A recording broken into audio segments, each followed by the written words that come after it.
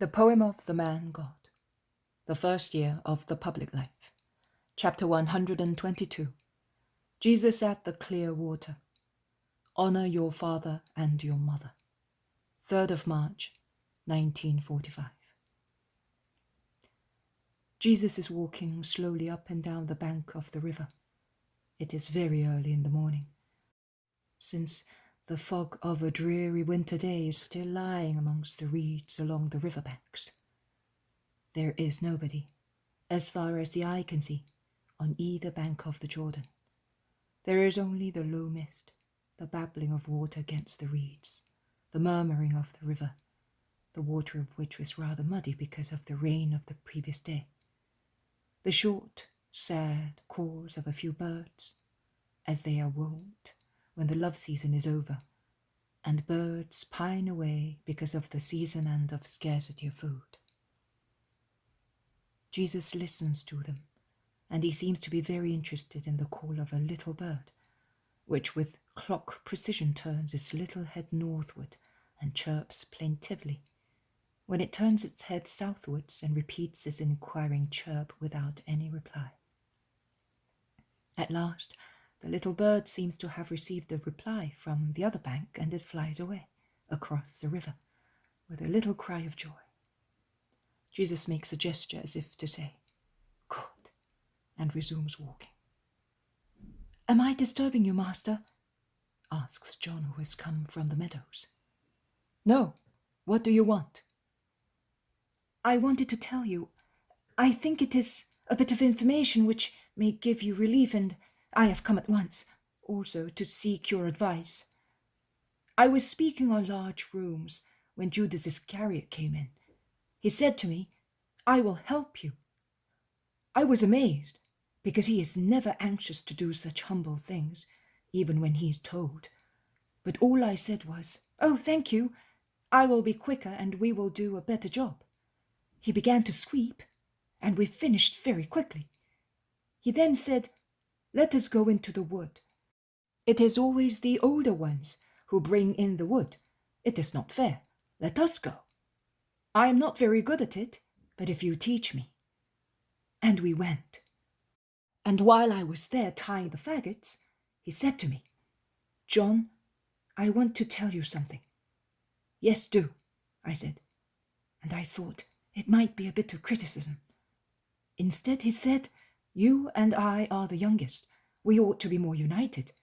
You are almost afraid of me, and you are quite right, because I am not good. But believe me, I do not do it deliberately. Sometimes I feel the need of being bad. Perhaps, as I was the only son, I have been spoiled, and I would like to become good. The older ones, I know, are not very fond of me. Jesus' cousins are annoyed because, well, I have not behaved well with them, and also with their cousin. But you are good and patient. Be good to me. Imagine that I am your brother, a bad brother, whom you must love even if he is bad. Also, the Master says that we must behave like that. When you see that I am not doing exactly the right thing, tell me. And then don't leave me always alone. When I go to the village, come with me. You will help me not to do wrong. Yesterday I suffered very much. Jesus spoke to me, and I looked at him. In my silly grudge, I did not look at myself or at others. Yesterday I looked, and I saw. They are quite right in saying that Jesus is suffering, and I feel that it is also my fault. I no longer want to be the cause of his pain. Come with me. Will you come? Will you help me to become better?"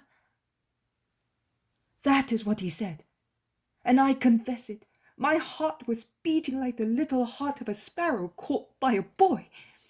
It was throbbing out of joy, because I will be happy if he becomes good. And I am happy also for your sake. And my heart was beating also out of fear, because I would not like to become like Judas. Then I remembered what you told me the day you accepted Judas, and I replied, 'Yes, I will help you, but I must obey if I receive different orders.' I thought, I will now tell the Master, and if he agrees, I will go with him. If he does not agree, I will ask him to order me not to leave the house. Listen, John, I will let you go. But you must promise me that if you feel that anything is upsetting you, you will come and tell me. You have given me a great joy, John. Here's Peter with his fish. Go, John. Jesus addresses Peter. A good catch? Not really. Very small fish. But everything helps. James is grumbling because an animal gnawed at the rope and he lost his net. I said to him, was it not entitled to eat too? You should feel pity for the poor animal. But James does not see it that way, says Peter, laughing. Exactly what I say of one who is a brother of yours, and what you are not capable of doing. Are you talking of Judas? Yes, I am, and he suffers for it. His intentions are good, but his tendencies are perverse. But tell me something, my experienced fisherman. If I wanted to go on a boat on the Jordan and reach the Lake of Gennesaret, what should I do? Would I succeed? It would be hard work. But you would succeed with small, flat boats. A laborious task, And a long one. It would be necessary to measure the depth continuously, to watch the banks, the shoals, the little floating woods, the current. The sail is of no use in such cases. On the contrary. But do you want to go back to the lake following the river? Don't forget that it's hard work to go against stream. You need many people. Otherwise, you are quite right. When a man is vicious, he must go against the stream to go back to the straight and narrow path, and he cannot succeed by himself. Judas is exactly like one of them, and you are not helping him. The poor fellow is going along all by himself. He knocks against the bottom, he runs into shoals, he gets entangled in the little floating woods and is caught in the maelstroms. On the other hand, if he is measuring the depth, he cannot hold the rudder at the same time or use the oars. Why, then, should he be reproached if he does not proceed? You feel sorry for strangers, but not for him, although he is your companion. That is not fair. See over there? He and John are going to the village to get bread and vegetables. He asked, as a favor, not to go alone, and he asked John, because he's not a fool, and he knows what you older ones think of him. And you have sent him? Supposing also John should get spoiled. Who, my brother? Why should he get spoiled? Asks James, who has just arrived with his net, which is recovered in a bed of reeds. Because Judas is going with him. Since when? As from today, and I have allowed him to go. Well, if you allow him, and I advise you all to do the same. He is left by himself too much. Do not be only judges for him. He is not any worse than many, but he has been more spoiled since his childhood. Yes, it must be so. If his father had been Zebedee and his mother Salome, he would not be like that. My parents are good, but they do not forget that they have rights and duties over their children. What you said is true. I will speak of that today. Let us go now. I see that the crowds are already moving across the meadow. I don't know what we will have to do to live. There is no longer time to eat, to pray, to rest, and the crowd is getting larger and larger, says Peter, half amazed and half annoyed. Do you mind? It is a sign that there are still people seeking God. Yes, master, but you suffer because of it. Yesterday, you were also left without any food, and last night, you had only your mantle to cover yourself. If your mother knew, she would bless God who brings so many believers to me. And she would reproach me, whom she begged to look after you, concludes Peter. Philip and Bartholomew are coming down towards them, gesticulating. They see Jesus. They quicken their pace and say, "Oh, Master, what shall we do? There is a real pilgrimage. Invalids, people weeping, and poor people without any means who have come from far away." "We shall buy some bread. The rich people give alms. All we have to do is to make use of them." "The days are short. The shed is crowded with people camping there. The nights are damp and cold." "You are right, Philip. We shall squeeze into one of the big rooms. It can be done, and we will arrange the other 2 rooms for those who cannot reach their homes before night." "I see. Before long we will have to ask our guests' permission to change our clothes. They will be so intrusive that they will compel us to run away," grumbles Peter. "You will see quite different flights, my dear Peter. What is the matter with that woman?" They are now on the threshing floor, and Jesus sees a woman who is weeping. "Who knows? She was here also yesterday, and also yesterday she was weeping. When you were speaking to Manaen, she moved to come and meet you. Then she went away. She must live in the village or nearby, because she has come back. She does not look ill." "Peace be with you, woman," says Jesus, passing near her. And she replies in a low voice, "And with you." Nothing else. There must be at least 300 people. Under the shed there are lame, blind, dumb people, a man shuddering from head to foot, a young man obviously hydrocephalus, whose hand is held by a man. He does nothing but howl, slaver, and shake his huge idiotic-looking head. "Is he perhaps that woman's son?" asks Jesus. "I don't know. Simon looks after the pilgrims, and he will know." They call the zealot and ask him. "But the man is not with the woman. She is by herself. She does nothing but weep and pray. A short while ago she asked me, 'Does the Master cure also the hearts of people?'" explains the zealot. "Perhaps her husband is unfaithful to her," remarks Peter. While Jesus goes towards the sick people, Bartholomew and Matthew go to the river with many pilgrims for the purification rite. The woman weeps in a corner and does not stir. Jesus does not deny a miracle to anybody. Beautiful is the cure of the dull-witted boy into whom Jesus breathes intelligence, holding his huge head between his long hands. They all gather round him.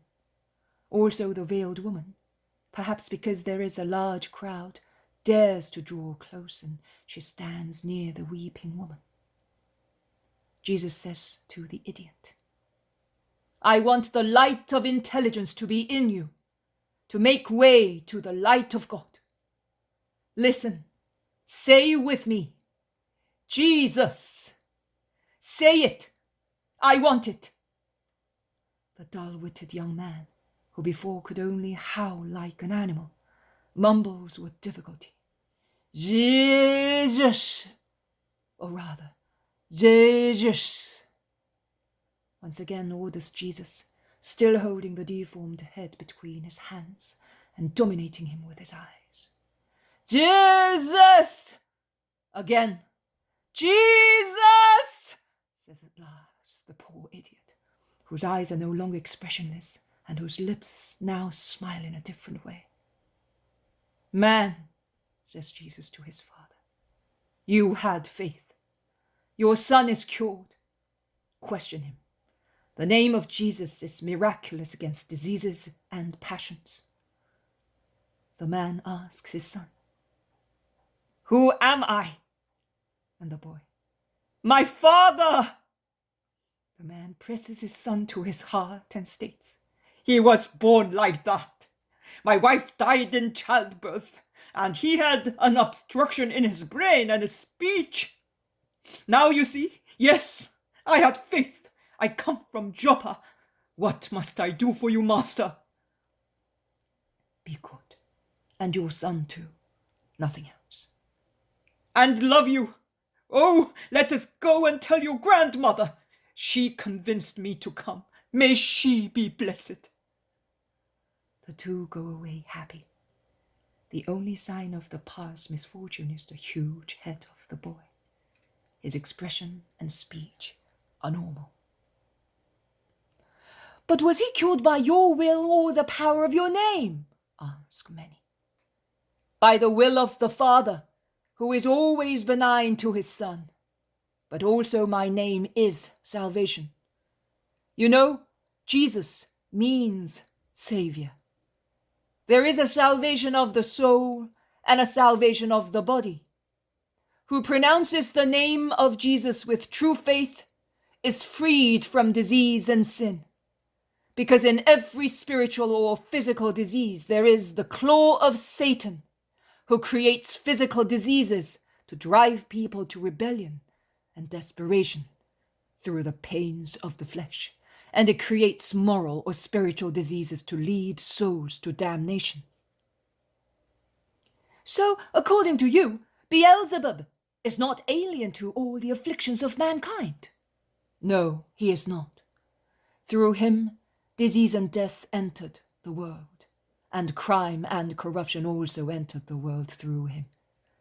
When you see anyone tortured by misfortune, you can be sure that he suffers on account of Satan. When you see one who is the cause of misfortune, you may conclude that he is an instrument of Satan. But illness comes from God. Illness is a disorder in the order. Because God created man wholesome and perfect, the disorder caused by Satan in the order given by God has brought with it the illness of the flesh and its consequences, that is, death or sorrowful heredity. Man inherited from Adam and Eve the original sin. But not only that, and the stain has expanded wider and wider, embracing the three branches of man. The flesh more and more vicious and consequently weak and diseased. The morals prouder and thus corrupted. The spirit more and more skeptical and thus more and more idolatrous. That is why it is necessary, as I did with the poor half-wit, to teach the name that puts Satan to flight, engraving it on minds and hearts, placing it on one's ego as a seal of ownership. But do you possess us? Who are you? And do you think so much of yourself? I wish it were so, but it is not. If I possessed you, you would be already saved. And it would be my right, because I am the Savior, and I should have people who have been saved. But I will save those who have faith in me. John, I come from John. He said to me, go to him who is preaching and baptizing near Ephraim and Jericho. He has the power to forgive and to retain, while I can only say to you, do penance and to make your soul agile in following salvation, says one who had been cured miraculously, and before was going on crutches, whereas now he moves about quickly. Does the Baptist not suffer through losing followers? Asks one, and the one who had spoken before replies, suffer? He says to everybody, go, go, I am the star that is setting. He is the star that is rising and is fixed eternally in its brightness. If you do not want to be left in the darkness, go to him before my wick goes out. The Pharisees don't say that. They are full of bitter hatred because you draw the crowds to you. Did you know? I know, replies Jesus briefly. They start a dispute on the rights and wrongs of the behaviors of the Pharisees, but Jesus cuts it short, saying, do not criticize so sharply that no reply is possible. Bartholomew and Matthew come with those who have been baptized. Jesus starts speaking. Peace be to you all. Since you come here in the morning, and it is more comfortable for you to leave halfway through the day, I have decided to speak to you of God in the morning. I have also thought of giving hospitality to the pilgrims who cannot go back to their homes for the night. I am a pilgrim myself, and I possess the bare necessities given to me by compassionate friends.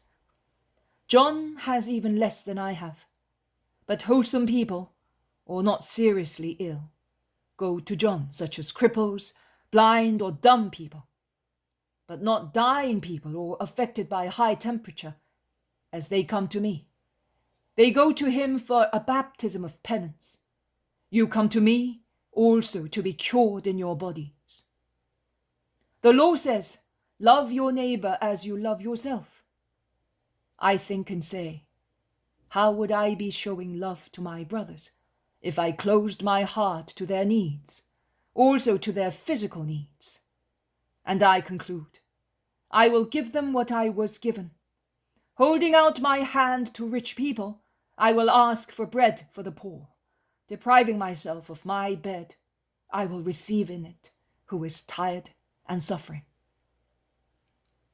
We are all brothers, and you do not give proof of your love by means of words, but by deeds.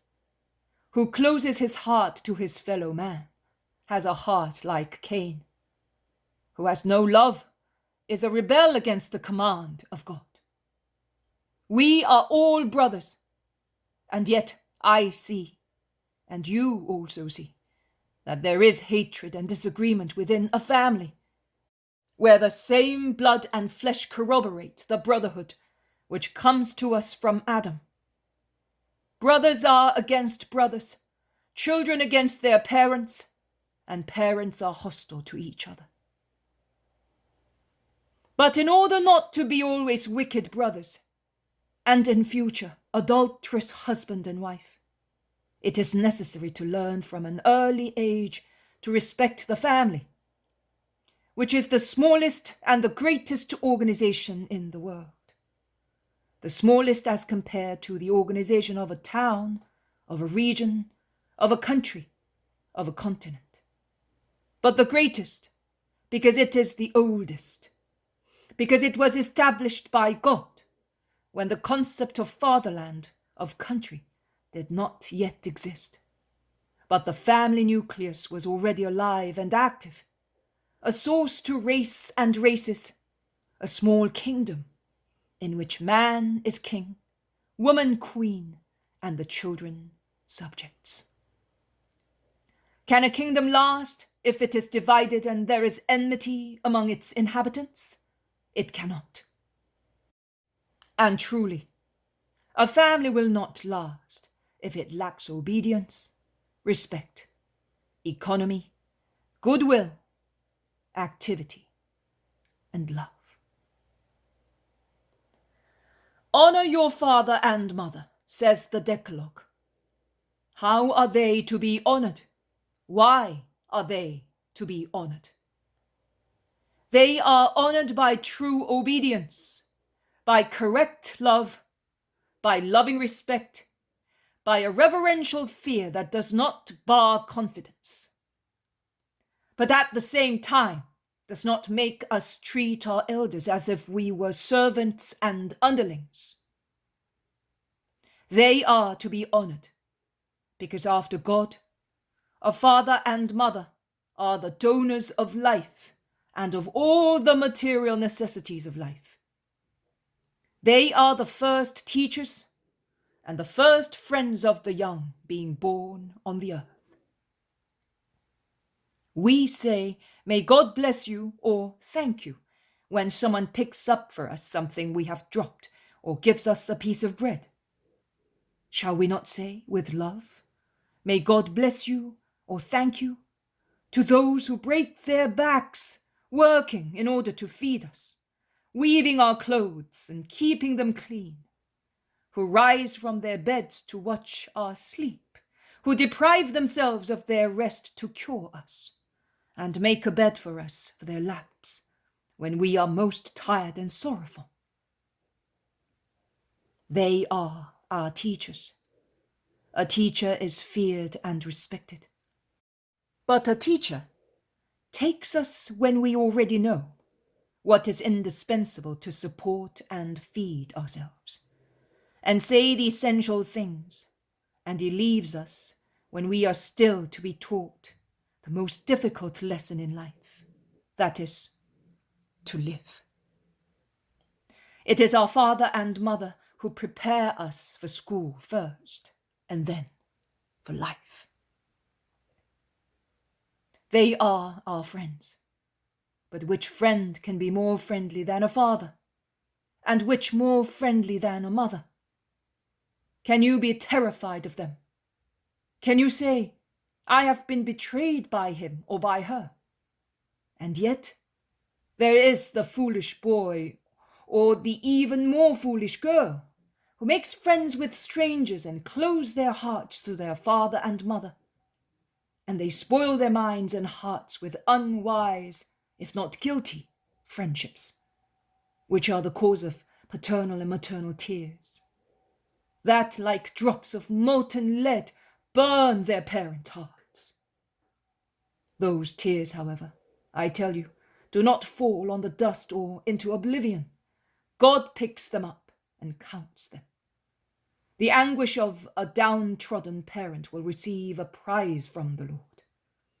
But the behavior of a son who tortures his parents will not be forgotten either, even if the father and mother, in their sorrowful love, implore from God mercy on their guilty son.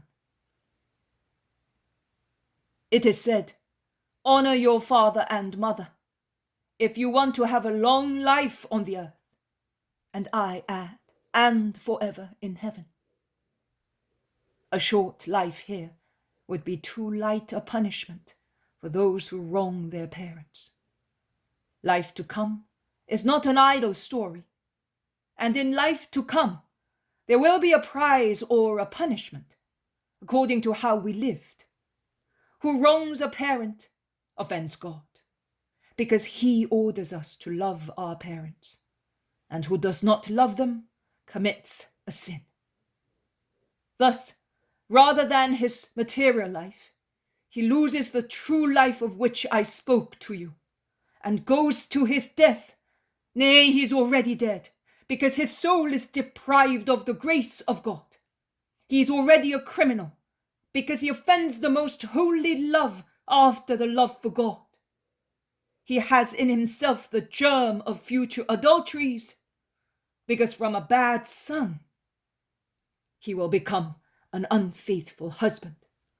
He already possesses the incentive of social deprivation, because from a bad son originates the future thief, the fierce, violent killer, the cold-blooded usurer, the cynical hedonist, the disgusting betrayer of his fatherland, of his friends, of his children, of his wife, of everybody.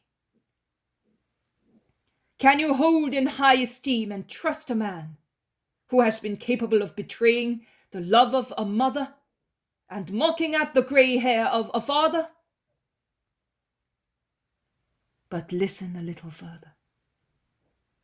To the duty of children corresponds a similar duty of parents. Cursed be the guilty son, but cursed be also the guilty parent. Do not cause your children to criticize you and imitate you in doing wrong. Get them to love you on account of the love you give them with justice and mercy. God is mercy. Let parents, who are second only to God, be mercy. Be an example and consolation to your children. Be their peace and guide. Be the first love of your children. A mother is always the first image of the bride we would like to have. A father is for his young daughters the image of the husband they dream of. Behave in such a way that your sons and daughters may wisely choose their wives and husbands, thinking of their father and mother, and seeking in their partners the sincere virtues of their parents. If I were to speak until I treated the whole subject fully, a whole day and night would not suffice. So, for your sake, I will curtail my speech. May the eternal Spirit tell you the rest. I spread the seed and move on, but in good people, the seed will take root and bear fruit. Go, peace be with you. Those who have to leave go away quickly. Those who are staying go into the third big room and eat their bread, or the bread given to them by the disciples in the name of God. Boards and straw have been placed on rustic trestles so that the pilgrims can sleep there. The veiled woman walks away with quick steps. The other one, who was crying before and cried all the time that Jesus spoke, roams about, undecided as to what to do, then makes up her mind and goes away. Jesus goes into the kitchen to take his food, but he has just started eating when they knock at the door. Andrew, who is the nearest to it, gets up and goes out into the yard. He speaks and then comes back in. Master, a woman, the one who was weeping, wants you. She says that she has to go away and must speak to you. If we go on like this, when and how is the master going to get some food? Exclaims Peter. You should have told her to come later, says Philip. Be quiet. I will eat after. Go on eating. Jesus goes out. The woman is out there.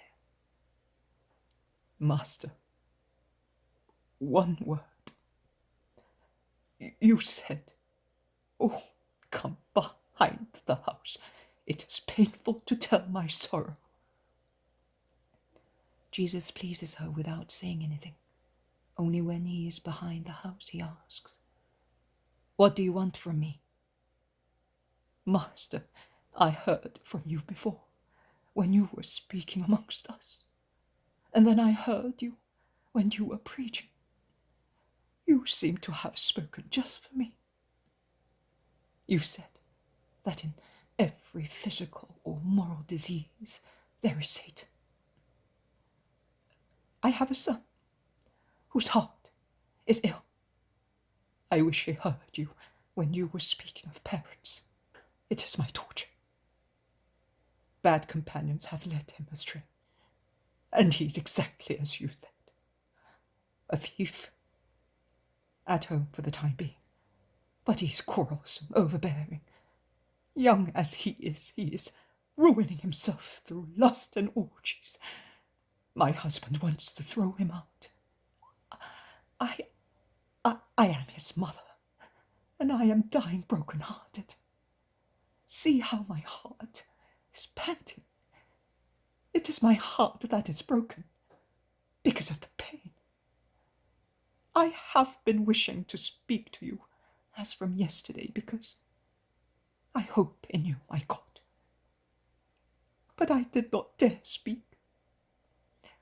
It is so painful for a mother having to say, I have a cruel son. The woman is weeping, bent and grieved in front of Jesus. Do not weep any more. He will be cured of his illness. Yes, he would, if he could hear you. But he does not want to hear you. Oh, he will never be cured. Have you faith in me for him? Do you want in his place? Why ask me? I have come from Hyperea to beg you on his behalf. Then go. When you reach your home, your son will come to meet you and will be repentant. But how? How? Do you think that God cannot do what I ask for? Your son is there. I am here. But God is everywhere. I say to God, Father, have mercy on this mother. And the call of God will resound like thunder in your son's heart. Go, woman. One day I will pass through the villages of your country, and you, a proud mother of your son, will come with him to meet me. And when he will cry on your knees, asking you to forgive him, and will tell you of the mysterious struggle from which he emerged with a new soul, and will ask you how it happened, say to him, it is through Jesus that you have returned to an honest life. Speak to him of me. If you came to me, it means that you know. Let him know, and make him think of me, that he may have the strength of salvation. Goodbye. Peace to the mother who had faith, to the returning son, to the happy father, to the united family. Go. The woman goes toward the village, and it all ends.